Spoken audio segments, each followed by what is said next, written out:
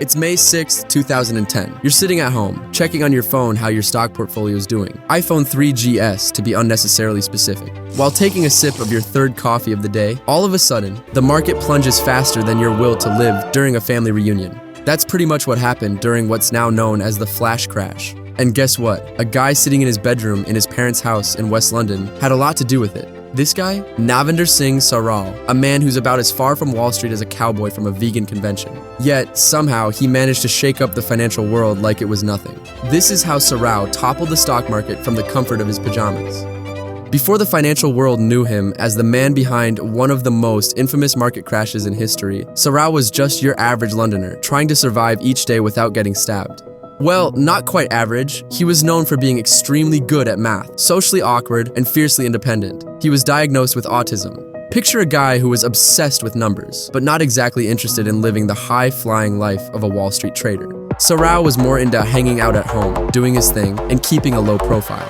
Born and raised in Hounslow, West London, Sarao came from a humble background. His parents weren't financial moguls or stock market wizards. They owned a small business and, by all accounts, were the opposite of flashy. Sarao himself didn't have grand plans to conquer the financial world. He just wanted to be a good trader, one who did his job, made some money, and didn't attract too much attention. Clearly, that last part didn't go according to plan.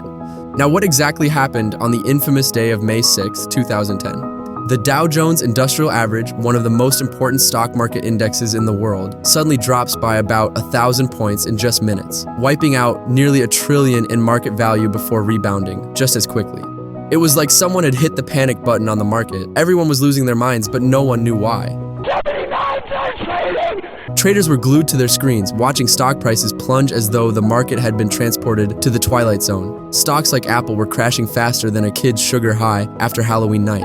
One second, everything was fine, and the next, chaos erupted. The media scrambled to figure out what happened. Was it a fat finger trade? Maybe someone added a few extra zeros by accident, buying 1 billion shares instead of 1 million? Or was it some kind of market glitch? Turns out it was something much stranger, and Navinder Singh Sarao was right in the middle of it all. But how exactly did Sarao cause the flash crash? In simple terms, he used a technique called spoofing. Spoofing is where a trader places a large number of fake orders to buy or sell stocks, making it look like there's a lot of activity in the market. But here's the kicker. He never intended to follow through with those trades. Instead, Sarao would place these fake orders using his custom-made software to manipulate the price of stocks. Once the market reacted to his phantom orders and prices moved in the direction he wanted, he would cancel the fake orders and profit from the real trades he'd already made. It's kind of like being a real estate investor who lists multiple properties for sale at sky-high prices with no intention of selling them. You create the illusion that the market is heating up, making other buyers feel pressured to bid on properties quickly before prices go even higher.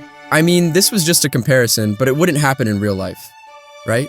Sarao had been doing this for years, and it was working. His strategy helped him make millions of dollars. But on May 6, 2010, things got out of control. His spoofing triggered a chain reaction that sent the market into a nosedive. His fake orders overwhelmed the system, causing automated trading algorithms to go haywire. The algorithms, seeing all this suspicious activity, went into full-blown panic mode, pulling out of the market and causing prices to plummet. To put it simply, Sarao's spoofing poked a very delicate financial system, and it responded like a kid who just found out there's no more ice cream in the freezer. Total meltdown. The market recovered almost instantly with people buying the dip, and there wasn't really any long-term damage. Considering my luck, if I were trading back then, I would have definitely bought right before the crash, and the lowest the prices dropped to would have definitely been where I set my stop loss. An investigation was launched, and for years no one could pinpoint the exact cause of the crash. That is, until 2015, when US authorities finally arrested Sarao and charged him with fraud and market manipulation. Sarao had been making a fortune through his spoofing strategies, earning around $70 million between 2009 and 2014, all from a bedroom in West London. When the news broke that this quiet, socially awkward guy had outsmarted the entire stock market alone, it was quite a surprise.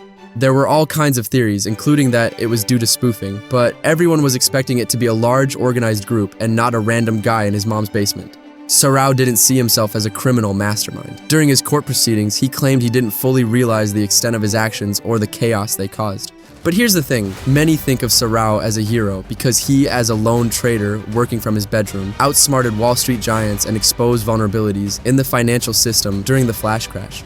At one point, the stock brokerage firm he was using contacted Sarao to ask about his suspicious trading patterns, and Sarao simply replied, "Why don't you fuck off?" That's a legendary answer in my book. Sarao was eventually sentenced to just 1 year of house arrest, so basically nothing changed for him. During the hearings, he also claimed that he had been scammed and lost nearly everything, which kind of sounds made up, but it looks like it might have actually happened.